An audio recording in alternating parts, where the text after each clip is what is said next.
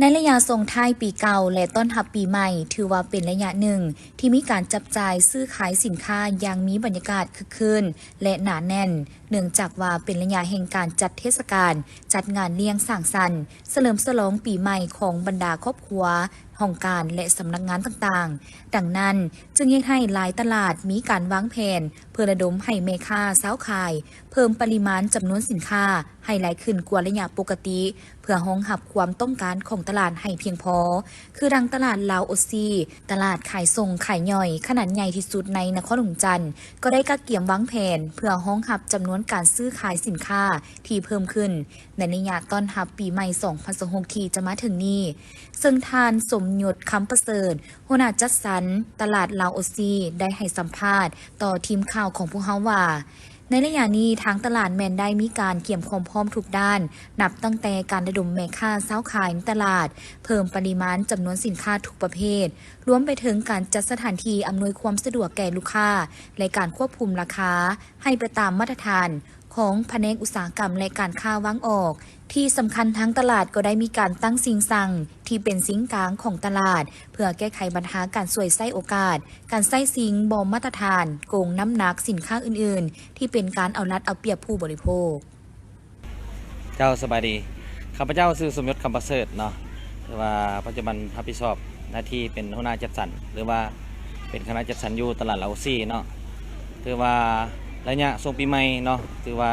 ทางตลาดเฮาก็มีการกะเกียมเนาะสถานที่ห้องรับลูกค้า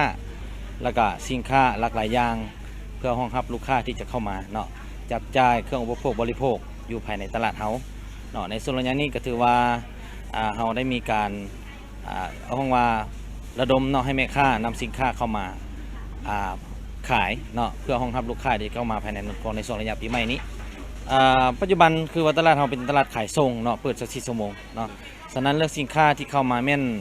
สินค้าที่มาจากทั่วทุกภาคของเราเนาะแล้วก็ปัจจุบันนี้ก็คือนับแต่ภาคใต้เนาะภาคกลางแล้วก็ภาคเหนือแม่สินค้าที่มาเต้าโฮมกันอยู่จุดเดียวก็คืออยู่ตลาดเหล่าซีหลังจากนั้นเนาะจะมีแม่ค้าเนาะตลาดน้อยตลาดใหญ่อยู่ภายในนครหลวงเนาะเข้ามาเนาะซื้อเพื่อเอิ้นว่าห้องไปซื้อไปกระจายต่อในบรรดาตลาดน้อยแล้วก็บรรดาโรงงานห้างโรงแรมแล้วก็ต่างๆเนาะร้านอาหารต่างๆซึ่งว่าปัจจุบันนี้คือว่าง่ายคือว่าตลาดลาวซีเป็นจุดสุ่มของสินค้าเพื่อกระจายสินค้าไปทั่วนครหลวงและก็ยังมีบางสินค้าที่ว่ากระจายไปตั้งแขวงเนาะไม่ว่าจะเป็นภาคใต้ภาคเหนือก็กระจายไปเช่นเดียวกันคือว่าเฮามีแผนปีใหม่นี้ก็ว่าแผนของเฮาได้วางแผนตั้งแต่ต้นเดือน8ก็คือเรื่องการขยายเดินห้องรับลูกค้าซึ่งว่าให้มันแล้วสำเร็จก่อนปีใหม่สากลนี้ถือว่าเดินเฮาก็ถือว่าสำเร็จตามเป้าเนาะสามารถห้องรับลูกค้าที่เข้ามาจอดแล้วก็พ่อค้าที่เข้ามาขายฉะนั้นสินค้าใดที่มาจากตั้งแผงบ่มีมองจอดบ่มีมองขายเฮาก็สามารถจัดสรรให้ได้สินค้าที่เข้ามาหลายที่สุดถ้าเป็นสินค้าถ้าเป็นประเภทชิ้นเนาะก็จะว่าเรื่องชิ้นหมูเนาะชิ้นหมูชิ้นงัวแล้วก็ปลาที่เป็นเอิ้นว่าปัจจัยหลักของอาหารเนาะแล้วก็ถัดลงมาก็คือพืชผักประเภทผักใบที่ปลูกอยู่ในขอบเขตนครหลวงของเราหรือว่าตั้งแขวงเนาะตั้งแขวงที่อยู่อ้อมแอมนครหลวงซึ่งว่าเป็นสินค้าที่ว่าขายดีเนาะก็จะเป็นพวกหอมเนาะแล้วก็ผักกาดเนาะกาดขาวกะหล่ำแล้วก็สินค้าพื้นบ้านเนาะสินค้าพื้นบ้านที่ว่าก็เป็นสินค้าขายดีเช่นเดียวกันก็คือทางเฮาเนาะได้มีการแจ้งหรือว่าประกาศโทรโข่งให้กับแม่ค้าและลูกค้าเนาะเรื่องการ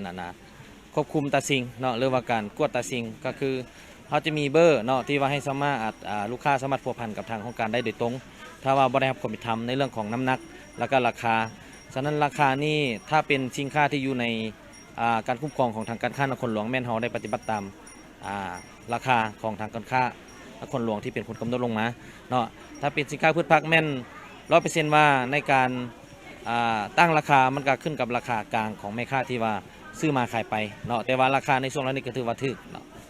แน่นอนว่าระยะนี้ประชาชนชาวนครหลวงจันทน์แม้นสามารถไปจับจ่ายซื้อขายสินค้า อุปโภคบริโภคอยู่ตลาดลาวโอซีได้ตลอด24 ชั่วโมง เปิดให้บริการทุกวันบ่มีมื้อปิด ส่วนทางตลาดก็เกียมความพร้อมบริการเต็มที่ มีสินค้าให้บริการเพียงพอกับความต้องการของสังคมแน่นอน ในระยะส่งท้ายปีเก่า2025และต้อนรับปีใหม่2026มีสินค้าทุกประเภทพร้อมให้บริการ และนับตั้งแต่ท้ายเดือนธันวาคมนี้เป็นต้นไป เห็นได้ว่าบรรยากาศเริ่มคึกคืนและหนาแน่นขึ้นทุกวันพ่อค้าสาวขายก็ดีใจ ที่ได้ขายเครื่องเพิ่มขึ้นในระยะนี้ เมืองคำแขวงเส้นขวางจัดพิธีประกาศยั่งยืน3บ้านคือบ้านใหม่ก่อคายบ้านแรงบ้านทรายนาดู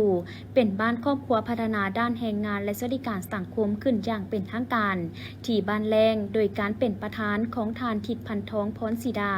เลขาคณะผักบ้านแรงเข้าร่วมโดยทานบรรณาเฮืองแก่นทานประธานคณะกรรมการปกครองเมืองคำมีทานอนุพรดีวงทองหัวหน้าห้องการแรงงานและสวัสดิการสังคม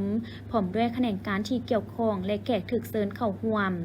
ท่านทิดพันทองพรศิดาได้ตั้งหน้าให้แก่3บ้านขึ้นผ่านบทสรุปการจัดตั้งปฏิบัติแผนงานการสร้างบ้านพัฒนาด้านแรงงานและสวัสดิการสังคมให้ฮู้ว่าบ้านแรงและบ้านทรายนาดูบ้านใหม่ก่อคายซึ่งห่างจากเทศบาลเมือง10 กิโลเมตรประกอบมีเนื้อที่ดินทั้งหมด 5,386 เฮกตาร์มี421ครัวเรือนพลเมือง 2,520 คนภายในบ้านยังถือเอาการปลูกฝังเลี้ยงสัตว์เป็นอาชีพต้นต่อถือเอาการค้าขายตำหูกท้อใหม่และการบริการอื่นๆเป็นอาชีพเสริมสามารถสร้างรายรับเข้าบ้านได้20 ตื้อกว่ากีบเฉลี่ยใส่หัวคนได้8 ล้านกีบเก็บสถิติกำลังแรงงานอายุแต่14-60 ปีได้ 1,721 คนเด็กกำพร้ากำพร้อย6 คนคนพิการ50 คนสร้างครอบครัวที่พ้นเด่นด้านฝีมือแรงงานได้71 ครอบครัว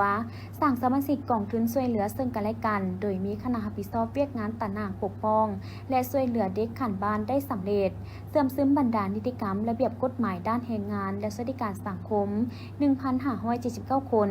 ความเอา90 ส่วนห้อยติดตามกวดกาการคุ้มครองภายในบ้านที่ไปออกแรงงานอยู่บ่อนอื่นและแรงงานคนต่างประเทศที่เข้ามาเคลื่อนไหวค้าขายออกแรงงานอยู่ภายในบ้านเป็นปกติประเมินผลได้ตามมาตรฐานเงื่อนไขการสร้างครอบครัวได้421 ครอบครัวและเวียกงานอื่นๆตื่มอีกนอกนั้นยังได้ตีราคาด้านดีด้านอ่อนขอคงค้างบทเรียนที่ถอดถอนและทิศทางแผนการในต่อหน้าจากนั้นพิธีก็ได้ผ่านข้อตกลงเลขที่254/คปม.ลงวันที่19 ธันวาคม 2025ว่าด้วยการมอบไปยั่งยืนให้ครอบครัวและบ้านพัฒนาด้านแรงงานและสวัสดิการสังคมบ้านแรงบ้านทรายนาดูบ้านใหม่ก่อคายโดยเป็นเกียรติขึ้นมอบของคณะประธานพิธีในตอนท้ายพิธีทานบรรณาเฮืองแก่นทานได้มีคำเห็นโอ้ล้มก่อนอื่นหมดทานยังได้แสดงความย่องยอสมเสยต่อผลงานที่ญาติมาได้และเน้นนักบางเวียกงานที่สำคัญเป็นต้นแมนจงพร้อมการสุกโยเอาใจใส่คุ้มครองเงินกองทุนบ้านให้ยืนยงเป็นเจ้าการปกปักรักษาสิ่งแวดล้อมป่าไม้แหล่งน้ำการนำใส่สารเคมีเข้าในการทำการผลิตเอาใจใส่ปกปักรักษาทรัพยากรอันรวมเส้นทางโรงเรียนชลประทานของบ้านและสืบต่อพัฒนาสร้างเศรษฐกิจครอบครัวบ้านให้มีการพัฒนาดีขึ้นเป็นก้าวหลังจากนั้นคณะประธานพร้อมแขกเข้าร่วมในพิธีก็ได้เปิดป้ายและหลั่นข้อง9 บาทเพื่อเป็นสิริมงคลให้แก่การประกาศมอบพับใบยั่งยืนให้ครอบครัวบ้านพัฒนาด้านแรงงานและสวัสดิการสังคมประธานศาลประชาชนภาคเหนือพบด้วยคณะลงเขื่อนไหวเวียงงานวิสาสะเพาะอยู่ศาลประชาชนเขต1แขวงสยามบุรีซึ่งนำพาโดยทานทองไม้หมุนบัณฑิตประธานศาลประชาชนภาคเหนือมีคณะประธานศาลประชาชนเขต1แขวงสยามบุรีพร้อมด้วยผู้พิพากษาผู้ช่วยผู้พิพากษาจ่าศาลและพนักงานรัฐกรของศาลประชาชนเขต1แขวงสยามบุรีเข้าร่วมท่านแขกศรีลามาศประธานศาลประชาชนเขต1แขวงสยามบุรีได้ขึ้นรายงานย่อเกี่ยวกับการจัดตั้งปฏิบัติหน้าที่เวียกงานวิสาสะเพาะในระยะผ่านมาซึ่งศาลประชาชนเขต1แขวงสยามบุรีแม้นได้สุ่มใส่ในการศึกษาอบรมการเมืองแนวเขตให้พนักงานรัฐกรที่อยู่ในความรับผิดชอบของตนเป็นปัญหาสำคัญพร้อมทางนำพาปฏิบัติหน้าที่เวียกงานวิสาสะเพาะที่ได้รับการมอบหมายอย่างตั้งหน้าและมีผลสำเร็จหลาย ายด้าน ซึ่งแสดงออกในระยะผ่านมาได้มีคดีข้างม้าทั้งหมด22เรื่องเข้าไม้52เรื่องรวมทั้งหมด74เรื่องแก้ไขได้65เรื่องเท่ากับ 87.83 ส่วนห้อยของคดีทั้งหมดถ้าเทียบใส่แผนการแล้วเห็นว่าลื่นแผนการอยู่ 2.83 ส่วนห้อยอย่างข้างพวมสืบต่อ9เรื่องในนี้มีคดีแพง7เรื่องคดีครอบครัว2เรื่องเท่ากับ 12.16 ส่วนห้อยคดีที่แก้ไขแล้วขออุทธรณ์5เรื่องคดีแพง4เรื่องคดีอาญา1เรื่องจากนั้นทานทองไม้มุนบัณฑิตก็ได้เสนอประเด็นเจาะจิ้มสนทนาแลกเปลี่ยนบทเรียนซึ่งกันและกันเพื่อเป็นการซอกหาสาเหตุและวิธีแก้ไขเป็นต้นแมนการเฮ็ดหน้าที่วิงานวิสาสะพอและการนำใช้กฎหมายแต่ละมาตราเข้าในคดีแต่ละเรื่องให้สอดคล้องและถูกต้องตามกฎหมายที่ได้กำหนดไว้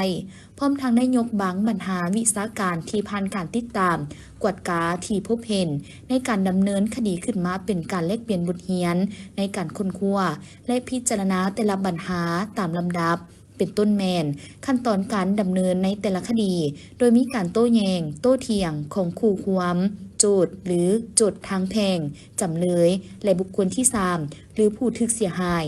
ตามระเบียบกฎหมายเพื่อให้พิจารณาตัดสินถูกต้องตามความเป็นจริงของคดีสอดคล้องและถูกต้องกับระเบียบกฎหมาย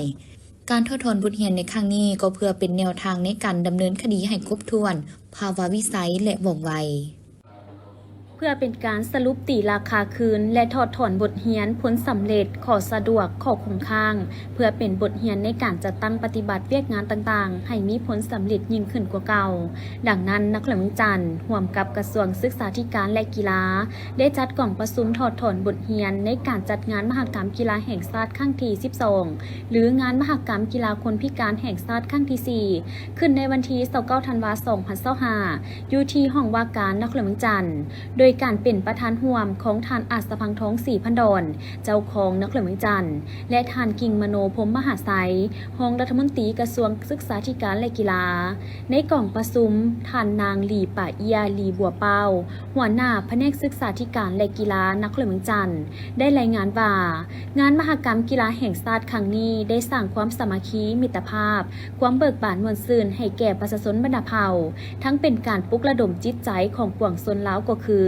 สาวนักเรียนเมืองจันทร์ในการสร้างขบวนการหอบด้านเพื่อคำนับหับตอนวันชาติที่2ธันวาครบรอบ50ปีและวันเกิดประธานไก่สอนพรหมวิหารครบรอบ105ปีงานมหกรรมกีฬาครั้งนี้แม้นเป็นขีดหมายแห่งมหาสามัคคีของปวงชนลาวซึ่งมันแสดงออกบรรดาแขวงนครหลวงและกระทรวงได้ส่งคณะนำครูฝึกและนักกีฬาเข้าร่วมทั้งหมด 9,495 คนมีมวลชนเข้าร่วมสมร่วมเสียร่วมพิธีเปิดและร่วมพิธีปิดอย่างหลวงลายการจัดการแข่งขันนักเรียนเมืองจันทร์เกมครั้งนี้ได้จัดแข่งขันใน33ประเภทกีฬาชิงเหรียญทั้งหมด 1,563 เหรียญในนี้เหรียญคำ424เหรียญเหรียญเงิน425เหรียญและเหรียญทอง631เหรียญมีการแข่งขันร่วมของ21ภาคส่วนจาก3กระทรวงนักเรียนเมืองจันทร์และ17แขวงในทั่วประเทศผลการแข่งขันอันดับที่1ได้แก่นักเรียนเมืองจันทร์ได้109เหรียญคำ91เหรียญเงินและ119เหรียญทองรวมทั้งหมด319เหรียญอันดับที่2ได้แก่กระทรวงป้องกันประเทศได้68เหรียญคำ43เหรียญเงินและ57เหรียญทองรวมทั้งหมด168เหรียญอันดับที่3ได้แก่แขวงขมวนได้56เหรียญคำ41เหรียญเงินและ77เหรียญทองรวมทั้งหมด174เหรียญการจัดการแข่งขันครั้งนี้ได้นำใช้ระบบทันสมัยเข้ามาคุ้มครองและบริหารซึ่งได้พัฒนาโดยกรรมการเทคนิคจัดการแข่งขันร่วมกับบุคลากรจากมหาวิทยาลัยแห่งชาติลาวจุดประสงค์แม่นเพื่อรับประกันความถูกต้องซึ่งระบบดังกล่าวประกอบมี4ระบบใหญ่คือเว็บไซต์ทางการของงานระบบลงทะเบียนออกบัตรออนไลน์ระบบจัดการแข่งขันและระบบรายงานผลการแข่งขันออนไลน์ทั้งนี้ นี้ก็เพื่อรับประกันความว่องไวและประหยัดทั้งผู้จัดและผู้เข้าร่วมการแข่งขันยกสูงมาตรการการจัดการแข่งขันกีฬาระดับชาติให้เทียบเท่ากับระดับภาคพื้นและสากลการแข่งขันมีคุณภาพยุติธรรมและสามารถคัดเลือกได้นักกีฬาที่มีฝีมือโดดเด่นส่วนแผนงบประมาณที่ได้รับอนุมัติจากกระทรวงการเงินรวมทั้งหมดแม่น150ตื้อกีบตามการสั่งรวมแผนรายจ่ายงบประมาณหับไส้เบื้องต้น187.68 ตื้อกีบในนี้แผนเสนอของบรรดากรรมการที่เสนอมาเป็นจำนวน157.68 ตื้อกีบและการคาดคะเนเพื่อแห่ไว้สุกเสริญ30 ตื้อกีบผ่านการขนคว้าร่วมกันบรรดากรรมการที่เกี่ยวข้องก็ได้ตัดบางหน้าเวียกที่จำเป็นส่วนงานมหกรรมกีฬาคนพิการแห่งชาติครั้งที่ 4ได้มีคณะนักกีฬาจาก17แขวงและนครหลวงเข้าร่วมภายใต้คำขวัญที่ว่ามิตรภาพเสมอภาพและการพัฒนาการจัดงานครั้งนี้ยังเป็นขีดหมายหนึ่งที่สำคัญในการโฆษณาถึงบทบาทการนำพาของพรรครัฐบาลที่มีความเป็นห่วงเป็นใยและความเอาใจใส่ต่อการปฏิบัตินโยบายต่อคนพิการอยู่ภายในประเทศและยังได้รับการย่องยอชมเชยจากองค์การจัดตั้งสากลและสังคมอยู่ภายในและต่างประเทศการแข่งขันมี9ประเภท7สนามแข่งขันสร้างระบบลงทะเบียนนักกีฬาแบบออนไลน์และระบบรายงานผลการแข่งขันแบบออนไลน์ที่ทันสมัยเข้าในการแข่งขันซึ่งมีนักกีฬาลงทะเบียนจาก17แขวง1นครหลวงมีคณะน้ำ211ท่านครูฝึกผู้ช่วย184ท่านและนักกีฬา313ท่านรวมทั้งหมด708ท่านมีการแข่งขันทั้งหมด172รายการซิงเหรียญคำเหรียญเงินเหรียญทองอย่างละ172เหรียญผ่านการแข่งขันกีฬา9ประเภทใช้เวลาในการแข่งขัน6วันด้วยบรรยากาศฝดฟื้นอันดับที่1นครหลวงจันทร์ได้28เหรียญคำ34เหรียญเงินและ22เหรียญทองรวมทั้งหมด84เหรียญอันดับที่2แขวงเซกองได้19เหรียญคำ10เหรียญเงินและ6เหรียญทองรวมทั้งหมด35เหรียญอันดับที่3แขวงสวรรณเขตได้19เหรียญคำ6เหรียญเงินและ7เหรียญทองรวมทั้งหมด32เหรียญการจัดงานมหกรรมกีฬาคนพิการแห่งชาติปี 2025ในนครหลวงจันทร์ถือว่าประสบผลสำเร็จอย่างดีสามารถบรรลุจุดประสงค์ที่วางไว้และเป็นพื้นฐานสำคัญในการพัฒนากีฬาและทรัพยากรมนุษย์ของชาติต่อไปโดยเฉพาะแม่นกีฬาคนพิการในกล่องประชุมยังได้รับฟังการรายงานการย่องย้อและการเฮ็ดปื้มบันทึกการจัดงานมหกรรมกีฬาแห่งชาติครั้งที่ 12และงานมหกรรมกีฬาคนพิการแห่งชาติครั้งที่ 4อีกด้วยกล่องประชุมดังกล่าวได้จัดขึ้นในวันที่30ธันวาคม2025อยู่ที่ห้องว่าการปกครองนครหลวงจันทร์ภายใต้การเป็นประธานของท่านอนุภาพตุนาลเลขาธิการศูนย์กลางภาคเลขาคณะภาคประธานสภาประชาชนนครหลวงจันทร์ประธานคณะกรรมการเลือกตั้งนครหลวงจันทร์ซึ่งมีท่านอัศพังท้องศรีพันดอนเจ้าของนครหลวงจันทร์พร้อมด้วยภาคส่วนที่เกี่ยวข้องและพนักงานอ้อมข้างนครหลวงจันทร์เข้าร่วมรับฟังในพิธีท่านอนุภาพตุนาลมได้มีคำเห็นกล่าวเปิดกล่องประชุมพร้อมทั้งเสนอเอกสารเสื่อมซึมและผันขยายมติของกรมการเมืองศูนย์กลางภาคว่าด้วยการเพิ่มทวีนำพาซี่นำของคณะพรรคทุกขั้นต่อการเลือกตั้งสมาชิกสภาแห่งชาติสุดที่10และสมาชิกสภาประชาชนขั้นแขวงสุดที่5ซึ่งบางตอนท่านได้กล่าวว่าเพื่อกักแก้มให้แก่การดำเนินการเลือกตั้งจะได้เสื่อมซึมและเผยแพร่เอกสารเซ็นเสื่อมซึมและผันขยายมติของกรมการเมืองศูนย์กลางภาคฉบับเลขที่26/กมสพลงวันที่12กันยายน2025ว่าด้วยการเพิ่มทวีการนำพาซี่นำขององค์คณะพรรคทุกขั้นต่อการเลือกตั้งสมาชิกสภาแห่งชาติสุดที่10และสมาชิกสภาประชาชนขั้นแขวงสุดที่5เพิ่มทวีนำพาแนวคิดและเสริมขยายสิทธิประชาธิปไตยของประชาชนบรรดาเผ่าเพื่อการเลือกตั้งสมาชิกสภาเนื้อในสำคัญของกฎหมายว่าด้วยการเลือกตั้งสมาชิกสภาแห่งชาติและสภาประชาชนขั้นแขวงเพื่อเฮ็ดให้การเลือกตั้งดำเนินถูกต้องตามกฎหมายสอดคล้องกับสภาพความเป็นจริงของแต่ละท้องถิ่นและมีประสิทธิผลจัดตั้งปฏิบัติแผนด ำเนินงานของคณะกรรมการเลือกตั้งนครหลวงจันทร์เพื่อก้าเกี่ยมและดำเนินการเลือกตั้งสมาชิกสภาแห่งชาติสุดที่10และสมาชิกสภาประชาชนนครหลวงจันทร์สุดที่5ซึ่งจุดประสงค์ระดับคาดหมายมติของกลุ่มการเมืองศูนย์กลางภาคว่าด้วยการเพิ่มทวีการนำพาซี่น้ำของคณะพรรคทุกขันต่อการเลือกตั้งได้เน้นหนักว่าองค์คณะพรรคทุกขันต้องกำแน่นเสื่อมซึมและนำพาซี่น้ำการดำเนินการเลือกตั้งสมาชิกสภาให้บรรลุผลสำเร็จตามหาจุดประสงค์ระดับคาดหมายเป็นต้นเพิ่มทวีศึกษาอบรมและยกสูงระดับความตื่นตัวทางด้านการเมืองให้แก่สมาชิกพรรคพนักงานราชการทหารตำรวจนักเรียนนักศึกษาผู้ประกอบการและประชาชนเหล่าบรรดาเผ่าโดยเฉพาะแมนผู้มีสิทธิเลือกตั้งเพื่อสร้างความรับรู้เข้าใจที่ถูกต้องและเป็นเอกภาพต่อการเลือกตั้งบนพื้นฐานดังกล่าวเฮ็ดให้ผู้มีสิทธิเลือกตั้งมีความตื่นตัวสมัครใจไปใช้สิทธิในวันเลือกตั้งให้ครบถ้วนตามระเบียบเกี่ยวกับการเลือกตั้งรับประกันเลือกตั้งให้ได้ผู้สมัครรับเลือกตั้งที่มีมาตรฐานเงื่อนไขครบถ้วนกว่าหมู่ตามที่กำหนดไว้ในกฎหมายมาเป็นสมาชิกสภาแห่งชาติสุดที่10และสมาชิกสภาประชาชนขั้นแขวงสุดที่5ในนั้นให้มีโครงประกอบทางด้านเพศเผ่าหุ่นหนุ่มหุ่นกลางและหุ่นอาวุโสในอัตราส่วนที่เหมาะสมมีตัวแทนจากองค์การจัดตั้งภาครัฐองค์การแนวลาวสร้างชาติสหพันธ์นักรบเก่าแห่งชาติลาวกำลังป้องกันชาติป้องกันความสงบองค์การจัดตั้งมหาชนขั้นต่างๆและตัวแทนจากวิสาหกิจรัฐและเอกชนในแขนงการที่สำคัญจำนวนหนึ่งและอื่นๆ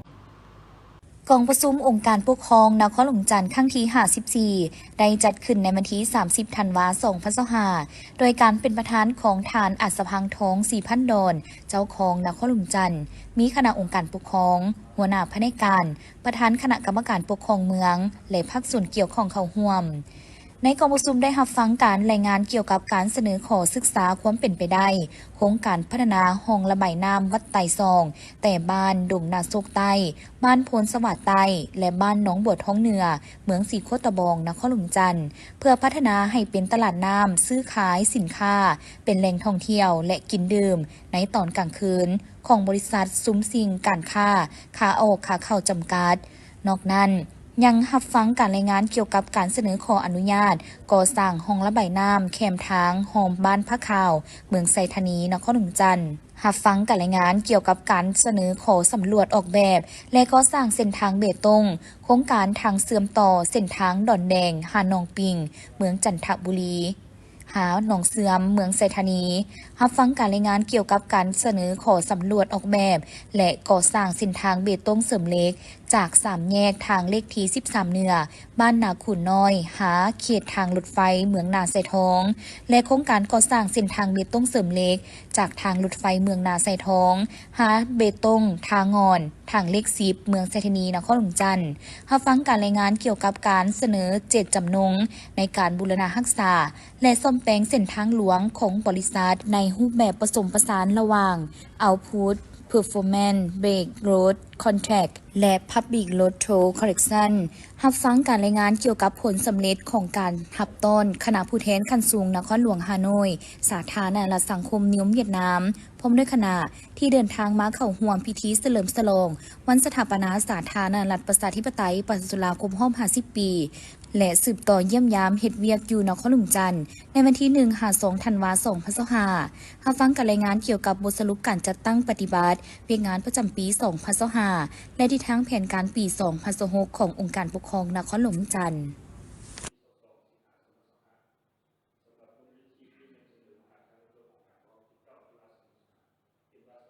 ขึ้นที่ศูนย์การร่วมมือสากลและฝึกอบรมลาวญี่ปุ่นโดยการให้เกียรติเข้าร่วมของทานซอนไซ4,000 ดอนนายกรัฐมนตรี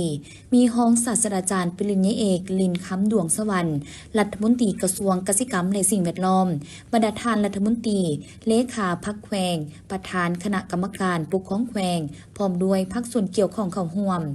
รองศาสตราจารย์ปริญญาเอกลินค้ำดวงสวรรค์ได้รายงานเกี่ยวกับการเติบใหญ่ขยายตัวของเวียกงานเกษตรกรรมและป่าไม้ตลอดระยะ60 ปีในแต่ละระยะโดยเฉพาะการผลิตเกษตรกรรมแม่นได้ติดพันกับการดำรงชีวิตของประชาชนลาวแต่อดีตจนถึงปัจจุบันโดยเริ่มจากการเก็บเด็ด ลาสัตว์ตามธรรมชาติมาเป็นการปลูกฝังเลี้ยงสัตว์เพื่อเลี้ยงชีพมีการแบ่งงานในสังคมมีการจัดระบบการผลิตและมีนโยบายการคุ้มครองการผลิตเฮ็ดให้การผลิตมีการขยายตัวในแต่ละระยะอย่างต่อเนื่องมีการพัวพันแลกเปลี่ยนซื้อขายผลผลิตอันเป็นเงื่อนไขพื้นฐานเฮ็ดให้เศรษฐกิจสังคมและวัฒนธรรมได้รับการปรับปรุงเสริมขยายเป็นก้าวมาตลอดระยะ5 ปีผ่านมาการขยายตัวของแขนงกสิกรรมเฉลี่ย 2.75 ส่วนห้อยต่อปีและได้ประกอบส่วนเข้าในรวมยอดผลิตภัณฑ์ภายในหรือ GDP เฉลี่ย 19 ส่วนห้อยสามารถค้ำประกันเสบียงอาหารภายในได้โดยพื้นฐานผลิตพืชเฉลี่ยได้ 6.75 ล้านต้นต่อปีการผลิตเป็นสินค้านับมือมีการขยายตัวและหันเป็นทันสมัยเทื่อละก้าวรายการสินค้าและผลิตภัณฑ์สินค้ากสิกรรมส่งออกก็เพิ่มขึ้นเป็นลำดับในโอกาสดังกล่าวท่านนายกรัฐมนตรีก็ได้แสดงความสมเสยต่อผลสำเร็จของแขนงกสิกรรมและป่าไม้ในระยะผ่านมาโดยได้ยกให้เห็นบทบาทความสำคัญของเยี่ยงงานกสิกรรมและป่าไม้ต่อการพัฒนาเศรษฐกิจสังคมก็คือการดำรงชีวิตของประชาชนลาวบรรดาเผ่าอันสำคัญท่านใดมีคำเห็นซี่นำบางจุดเป็นต้นสืบต่อสุขยูส่งเสริมการผลิตกสิกรรมเพื่อค้ำประกันความมั่นคงด้านเสบียงอาหารผลิตเป็นสินค้าเพื่อสนองภายในและส่งออกพัฒนาและนำใช้เทคโนโลยีทันสมัยเข้าในเวียกงานของตนเพื่อยกสมรรถภาพการผลิตให้สูงขึ้นเอาใจใส่ต่อการคุ้มครองปกปักรักษาและนำใช้ป่าไม้เพื่อเป็นพื้นฐานแก่การพัฒนาประเทศตามที่สีเขียวและยืนยงเอาใจใส่คุ้มครองและพัฒนาที่ดินให้มีประสิทธิผลกว่าเก่าทางแก้ไขปรากฏการณ์ย่อท่อต่างๆที่เกิดขึ้นในกลุ่มเขตเวียกงานที่ดินแหล่งน้ำและสิ่งแวดล้อมให้ลดหน่อยถอยลงเป็นเจ้าการประสานสมทบกับแขนงการเกี่ยวข้องทั้งอยู่ศูนย์กลางและท้องถิ่นรวมทั้งภาคธุรกิจบริหารจัดการน้ำแบบรวมศูนย์และมีประสิทธิผลกว่าเก่ากำหนดแผนยุทธศาสตร์พัฒนาชนบทและแก้ไขความทุกข์ยากติดพันกับการจัดสรรภูมิลำเนาอาชีพคงที่ให้ประชาชนเพื่อลดผ่อนปัญหาประชาชนยกย้ายถิ่นฐานที่บ่ถูกต้องเมื่อจัดสรรภูมิลำเนาได้อาชีพใหม่แล้ว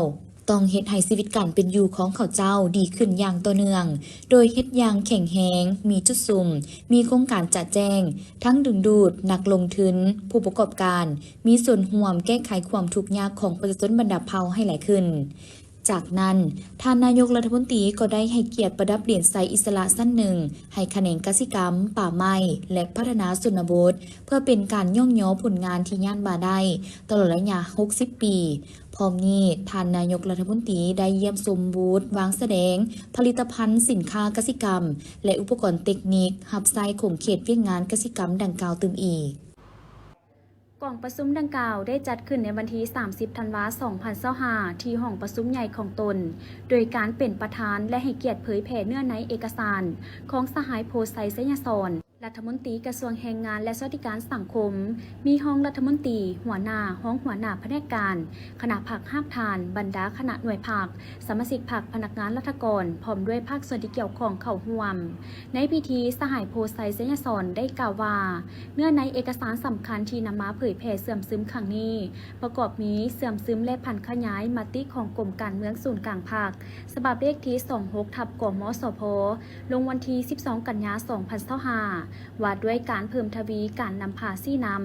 ของคณะพรรคทุกขั้นต่อการเลือกตั้งสมาชิกสภาประชาชนแห่งชาติสุดที่10และสมาชิกสภาประชาชนขั้นแขวงสุดที่5การเพิ่มทวีการนำพาแนวคิดและเสริมขยายสิทธิประชาธิปไตยเพื่อเลือกตั้งสมาชิกสภาแห่งชาติสุดที่10และสมาชิกสภาประชาชนขั้นแขวงสุดที่5จากนั้นสหายนางแก้วจันทวิไสและสหายพงษ์ไสซักอินทาราชรองรัฐมนตรีกระทรวงได้ผลัดเปลี่ยนกันขึ้นเผยแพร่เสื่อมซึมเอกสาร 3-4-5 เป็นต้นแมนเสื่อมซึมและกำแหน่งกฎหมายว่าด้วยการเลือกตั้งสมาชิกสภาแห่งชาติสุดที่10และสมาชิกสภาประชาชนขั้นแขวงสุดที่5ดำเนินถูกต้องตามกฎหมายสอดคล้องกับสภาพตัวจริงของแต่ละท้องถิ่นและประสิทธิผลเสื่อมซึมและจัดตั้งปฏิบัติแผนดำเนินงานของคณะกรรมการเลือกตั้งระดับชาติเพื่อการเลือกตั้งสมาชิกสภาแห่งชาติสุดที่10และสภาประชาชนขั้นแขวงสุดที่5ให้ปรากฏผลเป็นจริงคำแนะนำของคณะกรรมการเลือกตั้งระดับชาติเกี่ยวกับ การเพิ่มทวีการนำพาซี่นำเวียกงานป้องกันชาติป้องกันความสงบให้แก่การเลือกตั้งสมาชิกสภาแห่งชาติสุดที่10และสภาประชาชนขันแขวงสุดที่5จุดประสงค์ของการจัดกล่องประชุมฝึกอบรมเผยแผ่เสื่อมซึมเอกสารเกี่ยวกับเวียกงานเลือกตั้งสมาชิกสภาแห่งชาติสุดที่10และสมาชิกสภาประชาชนขันแขวงสุดที่5ครั้งนี้ขึ้นมาก็เพื่อเป็นการเฮ็ดให้คณะพรรคฮักทานคณะหน่วยพรรคสมาชิกพรรคพนักงานราชการภายในกลุ่มกองของตนก็คือภายในกระทรวงแรงงานและสวัสดิการสังคมได้รับรู้และเข้าใจอย่างลึกซึ้งเกี่ยวกับศึกษาธิการและกีฬาได้จัดกล่องประชุมถอดถอนบทเรียนในการจัดงานมหกรรมกีฬาแห่งชาติครั้งที่12และงานมหกรรมกีฬาคนพิการแห่งชาติครั้งที่4ซึ่งได้สร้างความสามัคคีมิตรภาพความเบิกบานมวลซื่นให้แก่ประชาชนบรรดาเผ่าทั้งเป็นการปลุกระดมจิตใจของปวงชนลาวก็คือสาวนครหลวงจันทร์ในการสร้างขบวนการหอบด้านเพื่อคำนับหับตอนวันชาติที่2ธันวา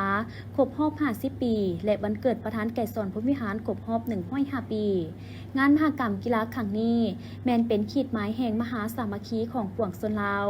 ซึ่งมันแสดงออกบรรดาแขวงนครหลวงและกระทรวงได้ส่งคณะนำครูฝึกและนักกีฬาเข้าร่วมทั้งหมด 9,495 คนมีมวลชนเข้าร่วมสมร่วมพิธีเปิดและปิดอย่างหลวงลายการจัดการแข่งขันนครหลวงจันทร์เกมครั้งนี้ได้จัดแข่งขันใน33ประเภทกีฬาชิงเหรียญทั้งหมด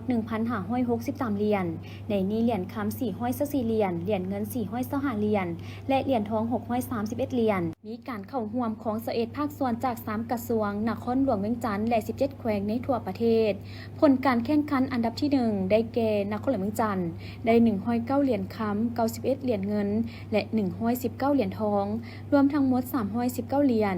อันดับที่2ได้แก่กระทรวงป้องกันประเทศได้68เหรียญคำ43เหรียญเงินและ57เหรียญทองรวมทั้งหมด168เหรียญและอันดับที่3ได้แก่แขวงขมวนได้56เหรียญคำ41เหรียญเงินและ77เหรียญทองรวมทั้งหมด174เหรียญการจัดการแข่งขันครั้งนี้ได้นำใช้ระบบทันสมัยเข้ามาคุ้มครองและบริหารซึ่งได้พัฒนาโดยกรรมการเทคนิคจัดการแข่งขันร่วมกับบุคลากรจากมหาวิทยาลัยแห่งชาติจุดประสงค์แม่นเพื่อรับประกันความถูกต้องซึ่งระบบดังกล่าวประกอบมี4ระบบใหญ่คือเว็บไซต์ทางการของงานระบบลงทะเบียนออกบัตรออนไลน์ระบบจัดการแข่งขันและระบบรายงานผลการแข่งขันออนไลน์ทั้งนี้ก็เพื่อรับประกันความว่องไวและประหยัดทั้งผู้จัดและผู้เข้าร่วมการแข่งขันยกสูงมาตรฐานการจัดแข่งขันกีฬาระดับชาติให้เทียบเท่ากับระดับภาคพื้นและสากลการแข่งขันมีคุณภาพยุติธรรมและสามารถคัดเลือกได้นักกีฬาที่มีฝีมือโดดเด่นส่วนงานมหกรรมกีฬาคนพิการแห่งชาติครั้งที่4ได้มีคณะนักกีฬาจาก17แขวงและนครหลวงเข้าร่วมภายใต้คำขวัญที่ว่ามิตรภาพเสมอภาพและการพัฒนาการจัดงานครั้งนี้ยังเป็นขีดหมายหนึ่งที่สำคัญในการโฆษณาถึงบทบาทการนำพาของภาครัฐบาลที่มีความเป็นห่วงเป็นใยและความเอาใจใส่ต่อการปฏิบัตินโยบายต่อคนพิการอยู่ภายในประเทศและยังได้รับการย่องยอชมเชยจากองค์การจัดตั้งสากลและสังคมอยู่ภายในและต่างประเทศการแข่งขันมี9ประเภท7สนามแข่งขันสร้างระบบลงทะเบียนนักกีฬาแบบออนไลน์และระบบรายงานผลการแข่งขันแบบออนไลน์ที่ทันสมัยเข้าในการแข่งขันซึ่งมีนักกีฬาลงทะเบียนจาก17แขวง1นครหลวงมีคณะน้ำ211ทานครูฝึกผู้ช่วย184ทานและนักกีฬา313ทานรวมทั้งหมด708ทานมีการแข่งขันทั้งหมด172รายการซิ่งเหรียญคำเหรียญเงินเหรียญทองอย่างละ172เหรียญผ่านการแข่งขันกีฬา9ประเภทใช้เวลาในการแข่งขัน6วันโดยบรรยากาศฝดฟื้นอันดับที่1นครหลวงเวียงจันทร์ได้28เหรียญคำ34เหรียญเงินและ2เหรียญทองรวมทั้งหมด84เหรียญอันดับที่2แขวงเซกองได้19เหรียญคำ10เหรียญเงินและ6เหรียญทองรวมทั้งหมด35เหรียญอันดับที่3แขวงสวรรณเขตได้19เหรียญคำ6เหรียญเงินและ7เหรียญทองรวมทั้งหมด32เหรียญกล่องประชุมสมัยสามัญเดือนที่10สภาประชาชนแขวงบ่อแก้วสุดที่4ได้เปิดขึ้นอย่างเป็นทางการในวันที่29ธันวาคม2025ที่ห้องประชุมสภาประชาชนแขวงโดยการเป็นประธานของทานจอมศรีรัตนปั่นประธานสภาประชาชนแขวงเขาหัวมีผลจัตวาแป้นคำบุญจันแพงเลขาคณะบริหารงานพรรคแขวงบ่อแก้วคณะประจำสภาแห่งชาติประธานกรรมาธิการยุติธรรมสภาแห่งชาติพร้อมด้วยภาคส่วนที่เกี่ยวข้องเข้าร่วม ในกล่องประชุมพลจัตวาแป้นคำบุตรจันแพงได้รายงานเกี่ยวกับการจัดตั้งปฏิบัติแผนพัฒนาเศรษฐกิจสังคมแผนงบประมาณแห่งรัฐของแขวง5 ปีครั้งที่ 9 2021-2025 ประจำปี 2025 และทิศทางแผนการปี 2026 ซึ่งท่านได้ยกให้เห็นสภาพรวมในการจัดตั้งปฏิบัติแผนพัฒนาเศรษฐกิจวัฒนธรรมสังคมใน5 ปีผ่านมารวมยอดผลิตภัณฑ์ภายในบรรลุได้ 33.134 ตื้อกีบเศรษฐกิจขยายตัวในระดับ 4.5 ส่วนห้อยเฉลี่ยรายหับใส่หัวคนผู้หนึ่งได้ 1,721 ดอลลาร์สหรัฐต่อคนต่อปี ปี 2025 เศรษฐกิจขยายตัวในระดับ 5.2 ส่วนห้อยรวมยอดผลิตภัณฑ์ภายในบรรลุได้ 8,881 ตื้อกีบเฉลี่ยรายหับใส่หัวคนผู้หนึ่งได้ 1,863 ดอลลาร์ต่อคนต่อปีเทียบใส่มติสภาแห่งชาติได้ 98.99 ส่วนห้อยของแผนการปีพร้อมนั้นได้รับฟังการรายงานแผนปฏิบัติเวียกงาน 5 ปีเวียกจุดสุ่มในแผนผันขยายวาระแห่งชาติว่าด้วยการแก้ไขความยุ่งยากทางด้านเศรษฐกิจ 2021-2025 ที่ทั้งแผนการในต่อหน้าและได้รับฟังการชี้แจงเกี่ยวกับการจัดตั้งปฏิบัติกฎหมายและระเบียบการต่อผู้ละเมิดการลักลอบภาษีนำเข้าสินค้าการค้าเถื่อนเลียบตามชายแดนจากแผนกการเงินแขวงรับฟังการชี้แจงเกี่ยวกับการแก้ไขปัญหาเข่งฮ้อนทางด้านเศรษฐกิจโดยเฉพาะแม่นการซอกหาวิธีแก้ไขปัญหาราคาสินค้าเพิ่มสูงขึ้นซึ่งเป็นผลกระทบต่อสังคมในปัจจุบันเพื่อให้มีมาตรการในการคุ้มครองราคาสินค้าบ่ให้คลุมเครือรับฟังการชี้แจงเกี่ยวกับการแก้ไขปัญหาโครงการเซาสัมปทานที่ดินของรัฐเพื่อดำเนินกิจการต่างๆที่บ่มีประสิทธิภาพประสิทธิผลโครงการที่บ่ปฏิบัติตามกฎหมายและสัญญาจากนั้นสมาชิกสภาประชาชนแขวงได้มีคำซักถามต่อองค์การปกครองแขวงและบรรดาแผนกการโดยเฉพาะแมนเกี่ยวกับการจัดตั้งปฏิบัติแผนพัฒนาปัญหาสำคัญแมนการคุ้มครองรัฐคุ้มครองสังคมด้วยกฎหมายเพื่อเฮ็ดให้การคุ้มครองรัฐคุ้มครองเศรษฐกิจสังคมได้หันเข้าสู่ระเบียบกฎหมายอย่างตั้งหน้า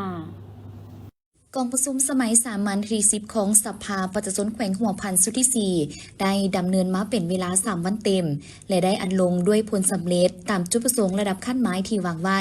ภายใต้การเป็นประธานของท่านพรประพันธ์เหลืองศรีจันทองประธานสภาประชาชนแขวงหัวพันโดยมีสมาชิกสภาแห่งชาติประจำเขตเลือกตั้งสมาชิกสภาประชาชนแขวงผู้แทนกองประชุมจากภาคส่วนที่เกี่ยวข้องได้พร้อมกันทุ่มเทเหื่อแหงสติปัญญาและเสริมขยายสิทธิประชาธิปไตยเข้าในการพิจารณาปัญหาสำคัญพื้นฐานของแขวงตามพระบทบาทของสภาประชาชนแขวงที่กำหนดไว้ในรัฐธรรมนูญกฎหมายซึ่งเป็นการพันขยายมติกองประชุมใหญ่ครั้งที่11ของภาคมติ11ขององค์คณะพรรคแขวงหัวพันเข้าสู่เวียกงานตัวจริงขององค์การจัดตั้งรัฐด้วยการออกเป็นมติกองประชุมสภาประชาชนแขวงจำนวน6ฉบับเพื่อเป็นบอนอิงแก่องค์การปกครองแขวงองค์การจัดตั้งที่เกี่ยวข้องนำไปจัดตั้งปฏิบัติเพื่อให้แขวงมีการพัฒนาอย่างต่อเนื่องสืบต่อเสถียรภาพทางด้านการเมืองอย่างหนักแน่นสังคมมีความสงบและมีความเป็นระเบียบเรียบร้อยเศรษฐกิจสืบต่อขยายตัวในทางบวกชีวิตการเป็นอยู่ของประชาชนบรรดาเผ่าในทั่วแขวงได้รับการปรับปรุงให้ดีขึ้นคนละก้าวกองประชุมครั้งนี้ได้พิจารณาหับห้องเอาเนื้อในสำคัญของแขวงจำนวนหนึ่งเป็นต้นคนครัวพิจารณาและหับห้องเอาการจัดตั้งปฏิบัติแผนพัฒนาเศรษฐกิจสังคมแผนงบประมาณแห่งรัฐและการจัดตั้งปฏิบัติเวลาแห่งชาติว่าด้วยการแก้ไขความยุ่งยากทางด้านเศรษฐกิจการเงินประจำปี 2025และที่ทั้งแผนการปี 2026 การจัดตั้งปฏิบัติแผนการเคลื่อนไหวเวียกงานประจำปี 2025 และแผนการเคลื่อนไหวเวียกงานประจำปี 2026 ผลการกวดสอบประจำปี 2024 ขององค์การกวดสอบประจำภาคเหนือและการจัดตั้งปฏิบัติแผนการเคลื่อนไหวเวียกงานประจำปี 2025 และที่ทั้งแผนการเคลื่อนไหวเวียกงานประจำปี 2026 ขององค์การกวดการรัฐและต้านการซ้อนราชบังหลวงการจัดตั้งปฏิบัติเวลาแห่งชาติว่าด้วยการแก้ไขปัญหายาเสพติดองค์การอัยการประชาชนแขวงและศาลประชาชนแขวงสภาประชาชนแขวงสุดที่ 4 และเวียงานจุดซุ้มฮอดกล่องประชุมข้างปฐุมฤกษ์ของสภาประชาชนแขวงสุดที่ 5 พร้อมนี้กองประชุมยังได้พิจารณาหับห้องเอาจำนวนตาแสงของบรรดาเมืองในทั่วแขวงตามหนังสือเสนอขององค์การปกครองแขวงแต่ต้องปรับปรุงสื่อเอิ้นและที่ตั้งให้ละเอียดเติมเพื่อให้แทบเหมาะกับสภาพตัวจริง ผลสำเร็จของกองประชุมสมัยสามัญที่10ของสภาประชาชนแขวงหัวพันสุดี4ครั้งนี้แม้นมักผลรวมศูนย์สติปัญญาสิทธิประชาธิปไตยก็คือผลการยกสูงความรับผิดชอบของทางด้านการเมืองของบรรดาทานสมาชิกสภาแห่งชาติประจำเขตเลือกตั้งสมาชิกสภาประชาชนแขวงการตัดสินใจสูงขององค์การปกครองแขวงองค์การอำนาจรัฐที่เกี่ยวข้องที่มีความพยายามและมีมาตรการตัวจริงในการแก้ไขความยุ่งยากทางด้านเศรษฐกิจการเงินให้ตกไปเทอละก้าวเพื่อสร้างความเชื่อมั่นของประชาชน